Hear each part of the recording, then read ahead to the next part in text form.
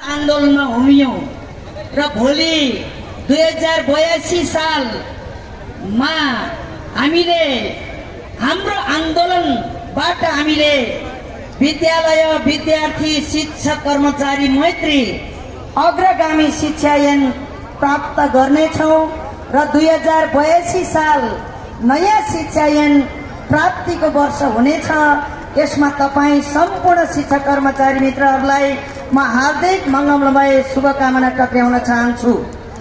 आदरणीय शिक्षक कर्मचारी मित्रहरू, म तपाईहरूलाई अलिकति बुझाइमा एकरूपता गर्नको लागि म यहाँहरुसँग हार्दिक सविनय अनुरोध गर्न चाहन्छु।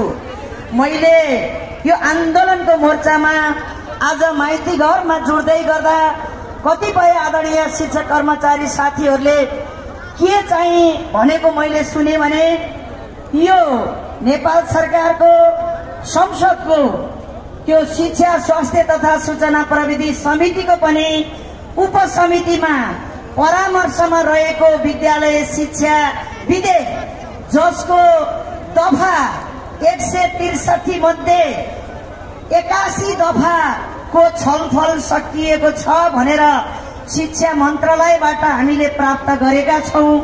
तर बजारमा जो पत्र पत्रिका मार्फत मिडिया मार्फत 149 दफा सकियो भनेर प्रचारबाजी पनि गरिया छ। र अर्को कुरो, नेपाल शिक्षक महासंघले धेरै कुरा छोडिसक्यो। यासी परीक्षाको पनि त्यहाँ सहमति गरिसक्यो। अब यासी परीक्षा नहुने रे, अनि स्थानीय तहलाई दिएको अधिकार पनि छोडिदिइसक्यो नेपाल शिक्षक महासंघले भन्ने कुरा मैले आदरणीय एकजना सरबाट मैले सुने।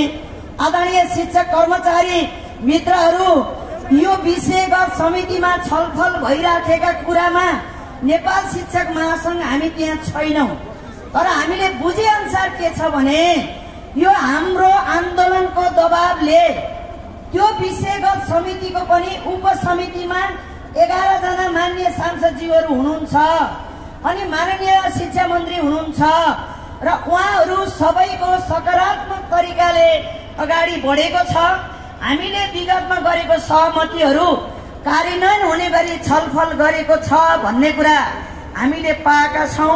त्यसैले यहाँहरूले के बुझिदिनु पर्यो भने त्यो विषयगत समितिमा भएका छलफलहरू पनि अनाधार रूपमा मिडियाहरूले प्रचारबाजी गरिराखेका छन्। यो सबै कुरा यहाँहरूले नपत्याउन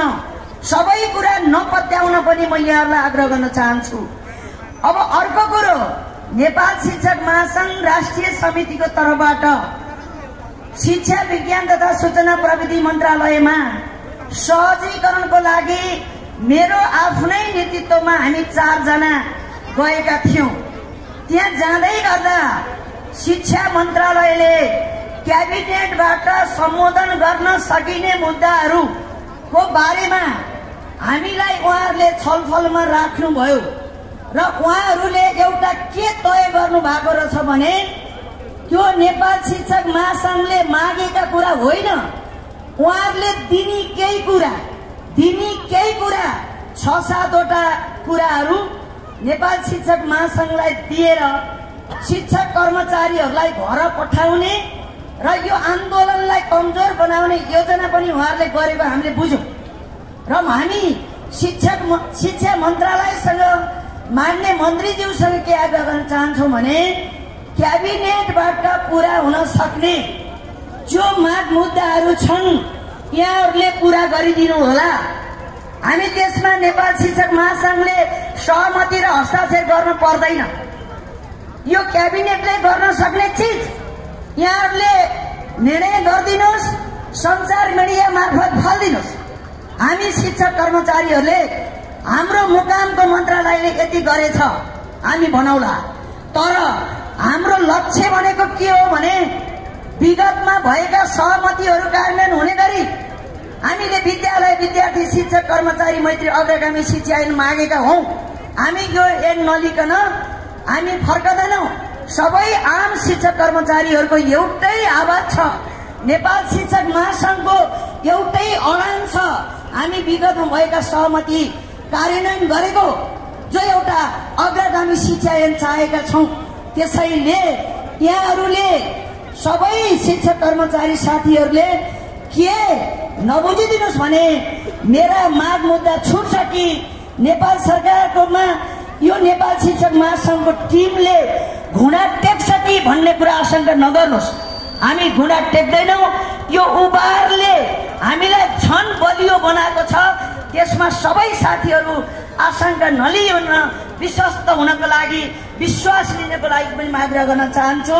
र कतिपय कुरा नेपाल शिक्षक महासंघबाट गएका कुरा मात्रै आधिकारिक हुन्छन्। यो कुरा यहाँहरूले बुझिदिनु होला।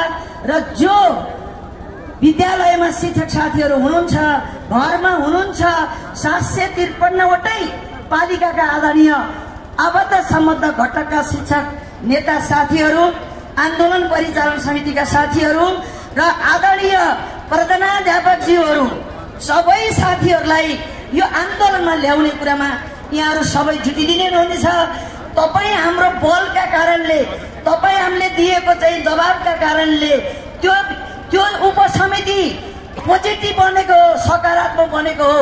यदि हिजो बन्ने भए आज 1.5 वर्षसम्म किन शिक्षा ऐनको त्यो विषयका समितिमा छलफल हुन सकेन, हामीले बुझिराखेका छौँ। त्यसैले यहाँहरूलाई त्यसमा स्पष्ट भइदिनको लागि हाम्रो आन्दोलनको उपलब्धि केही भएन भनेर यहाँहरू निराश नहुनुहोला।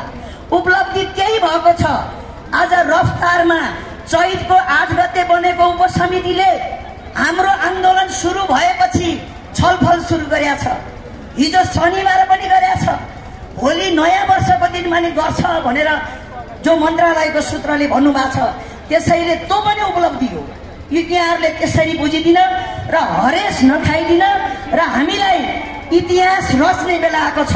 आदरणीय शिक्षक कर्मचारी साथीहरू, 2081 सालमा सुरु भएको शैक्षिक आन्दोलन 82 सालमा टुङ्ग्याउँदैछौँ।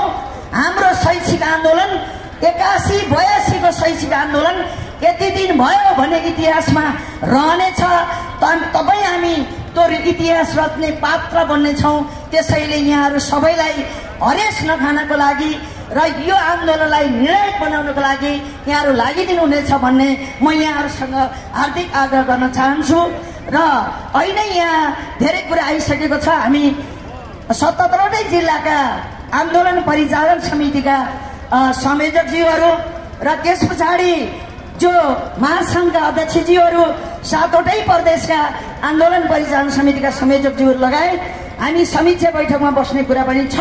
त्यसैले फेरि पनि यो आन्दोलनलाई सभ्य र भव्य रूपमा सम्पन्न गर्नको लागि उपस्थित हुनुहुने तपाईँ सम्पूर्ण शिक्षक कर्मचारी मित्रहरू, जो यहाँ सञ्चारकर्मी मित्रहरू, सुरक्षाकर्मीज्यूहरू र सबैमा म फेरि पनि यहाँहरूप्रति हार्दिक आभार सहित धन्यवाद व्यक्त गर्न चाहन्छु। र जो स्वयंसेवक मित्रहरूप्रति पनि आभार व्यक्त गर्न चाहन्छु। हामीलाई सहयोग गर्ने सहयोगी मनहरूलाई पनि हार्दिक आभार सहित धन्यवाद व्यक्त गर्न चाहन्छु।